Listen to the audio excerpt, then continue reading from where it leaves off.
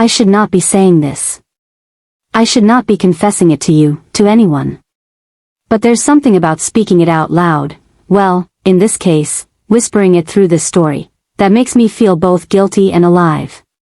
You see, I am not a woman starving for food. I am a woman starving for touch. The kind of touch that makes your skin come alive, that makes you close your eyes and forget who you are, where you are, or who might be watching. My husband, he used to give me that once upon a time. Back when we were new, back when love was still fresh and the nights were endless. But marriages don't always die with fights, sometimes, they just fade quietly, like candles burning out without smoke. So, I stayed. Loyal. Faithful. Bored. But one day, something shifted. Something dangerous. Something I couldn't resist. And before I take you back to how it all began, let me pause right here. Because if you've stumbled on this confession, I want you to know. You're about to walk into my secret life. If you enjoy stories of forbidden passion, of romance tangled with lust and guilt, then make sure you like this video, share it, and subscribe to the channel. Because trust me, this is just the beginning, and you don't want to miss what comes after.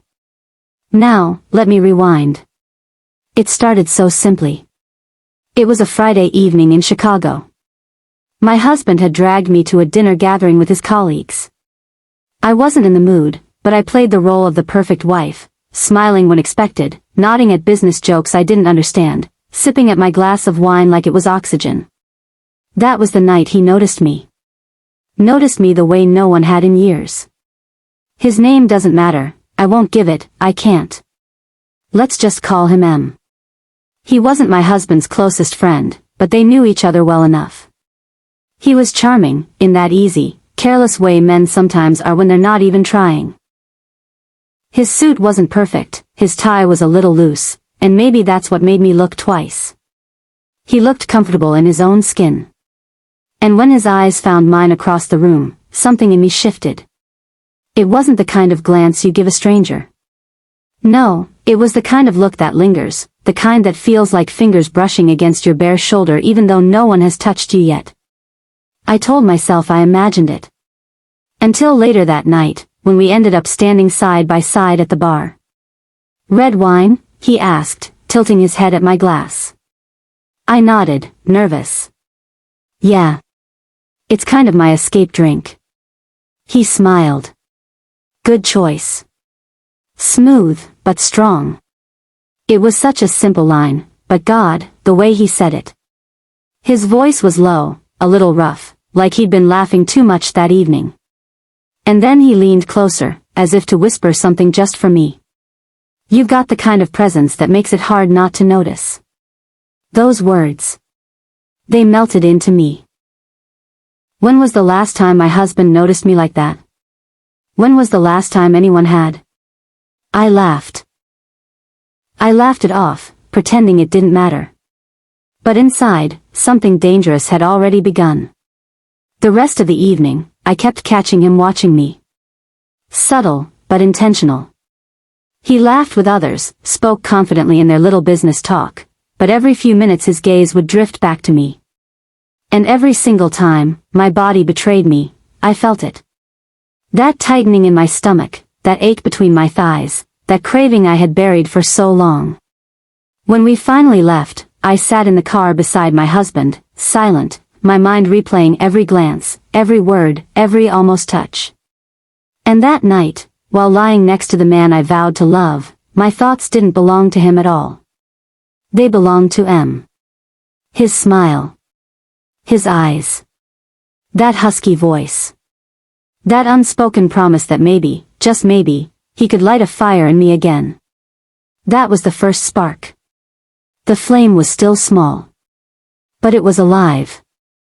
And if you think I resisted it, you're wrong. Because desire doesn't ask for permission. It just grows.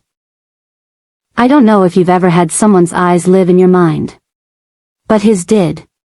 After that dinner night in Chicago, I carried M with me in ways I couldn't admit to anyone. I replayed his voice in the shower, the way his smile tilted like he knew a secret, the heat of his glance that no wedding band on my finger could erase. For days, I tried to shake it off.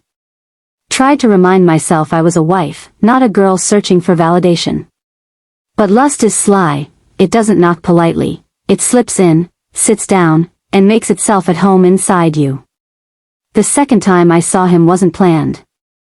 It was at my husband's office, late one Thursday afternoon. I had stopped by with lunch, something I rarely did, but guilt was chewing at me since that night. I thought maybe showing up, playing the good wife, would silence the ache inside me.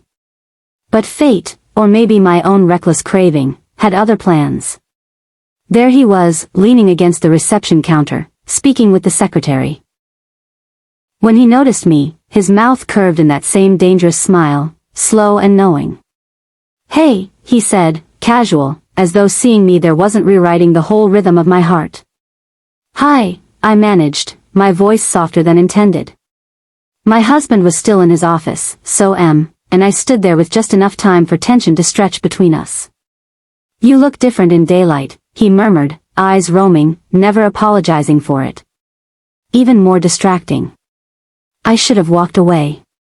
But instead, I stood there, holding my husband's lunch bag, my cheeks warming, my body betraying me with its racing pulse. Later that night, I lay awake beside my husband again, but it wasn't him I imagined pressing against me. It was M. His lips, his breath, his hands that I hadn't even touched yet but already felt. And that was when it happened. The dream. God, the dream. It was the first time I dreamt of him, and when I woke, damp and breathless, I realized something terrifying. I wanted the dream to come true. The universe must have been listening, because the third time wasn't by chance. It was an invitation. My husband got called out of town for a weekend business trip. I didn't plan to see M. I swear, I didn't. But then, Friday evening, my phone buzzed. Unknown number. Guess who? I knew the second I read it. M, I typed back, fingers trembling. Smart girl. What are you doing tonight? The question alone set fire to me. My stomach tightened. My thighs pressed together. I should have ignored him, but instead, I typed back words that betrayed everything I thought I stood for. Nothing. Why? Because I can't stop thinking about you, he replied. And I don't want to. I stared at my screen, heart pounding, pulse racing so loud I swore I could hear it echo in my chest. That night, I didn't meet him. I wasn't ready to cross the line yet. But I knew then, the line wasn't as far away as I pretended. The spark had already been lit, and I was holding gasoline. And right here, before I take you deeper into what happened when I finally let that flame consume me, let me pause. If you've been listening, if this confession has you hooked, then don't forget to like this video, share it, and subscribe to the channel. Because the next part, that's where the real sin begins. And I promise, it's worth it. I told myself I wasn't going to meet him. I told myself over and over again that I was stronger than this ache. But the truth is, I wasn't. The text that changed everything came on a Saturday night. I'm outside. That was all it said. No name. No explanation. But I didn't need either. My heart leapt into my throat, because I knew it was M. I should have ignored it. I should have stayed curled up in my living room with my wine glass and Netflix humming in the background. But instead, I found myself standing by the window, peeking through the blinds. And there he was. Leaning against his car, casual, confident, a half-smile painted on his lips like he already knew the decision I was going to make. My decision. My mistake. My undoing. The air outside was cool, but my skin burned the moment I walked toward him. You shouldn't be here, I whispered, though my legs carried me forward anyway. Maybe not, he replied, his eyes locking onto mine, but neither should you. And then, he kissed me. Not tentative, not testing. No. His mouth crashed into mine like he'd been waiting years, not weeks, to taste me. His hands gripped my waist, pulling me against him, and I melted, every ounce of resistance evaporating. For the first time in my marriage, I felt alive. We didn't make it far. The back seat of his car became our sanctuary, our crime scene, our escape. Clothes tugged, breath stolen, skin meeting skin in a frenzy that felt like both sin and salvation. His lips trailed my neck, my collarbone, down lower, lower still, until I couldn't breathe, until the world spun, until all I knew was his mouth and the violent, aching hunger it awoke inside me. It wasn't gentle. It wasn't sweet. It was raw. It was desperate. And God help me, I wanted every second of it. Afterward, I sat there trembling, my head resting against his chest, my body still buzzing with the echoes of what he'd just done to me. I should have felt guilt. Shame. But what I felt instead was dangerous. Craving. I wanted more. I whispered, still breathless, this can't happen again. He chuckled, low and knowing, pressing a kiss against my temple. You don't mean that. Not with the way you just begged for me. And he was right. I didn't mean it. Because even as I sat there, half-dressed and undone, I knew this was only the beginning. That night, when I finally crawled back into my own bed, my husband fast asleep beside me, I stared at the ceiling in silence. I was someone else now. A cheater. A liar. A woman addicted to a man who wasn't mine. And the scariest part? I wasn't sorry. The first time with him burned me alive. The second time threatened to consume me whole. I told myself it was a mistake. I repeated it like a prayer. But desire doesn't listen to reason, it claws at you until you give in. So when his message came through, 2 words, meet me, I didn't resist. I should have ignored it. I should have erased him. Instead, I found myself pulling into the parking lot of a cheap motel, its flickering neon sign buzzing like it mocked me. The moment I stepped inside, he was on me. Hands fierce. Lips brutal. My back slammed against the wall, my breath stolen as his mouth devoured mine like he had been starving for days. God, you taste like sin, he whispered, his teeth grazing my bottom lip. I should have pulled away. Instead, I melted. My fingers tangled in his shirt, dragging him closer, kneading him deeper. Clothes scattered like fallen secrets. My dress slipped from my shoulders, pooling at my feet. His hands, rough, demanding, explored me like I belonged to him, like he was claiming territory he'd never give back. The bed was too far, too neat, too innocent. He had me against the wall, one leg wrapped around his hip, his mouth on my neck, devouring every inch. Every moan escaped before I could silence it, every gasp echoed louder in that thin-walled room. And that's when I heard it, footsteps in the hallway. Voices. Laughter. My heart stopped. Wait, someone's outside. I froze, panic slamming into me harder than his body. But he didn't stop. He pressed his lips against my ear, his voice a dark, steady growl. Let them walk by. They don't know you. They'll never know. And with that, his mouth trailed down my body, hungry, merciless. I tried to stay quiet, biting my lip until it bled, but the ache, the fire, was unbearable. The risk, the danger, the possibility of being discovered only made it worse. I wasn't just giving in. I was surrendering, completely undone beneath him. When it was over, my body trembled, my soul split in two. Guilt clawed at me, but his smirk branded me deeper. You're mine now, he whispered, brushing a kiss against my shoulder. And you love it. And God help me, I did. That night, slipping back into my husband's bed, his steady breath against my neck, I knew one thing for certain. This wasn't just lust anymore. It was an obsession. A secret hunger that would only demand more. And with every risk we took, I felt it, sooner or later, I was going to burn. Kiss mark if this has you hooked, don't forget, like this video, subscribe to the channel, and share it with someone who loves these forbidden tales. Because in the next chapter, the fire doesn't just spread. It explodes. I knew I should have stopped. I knew I should have walked away while I still had the chance.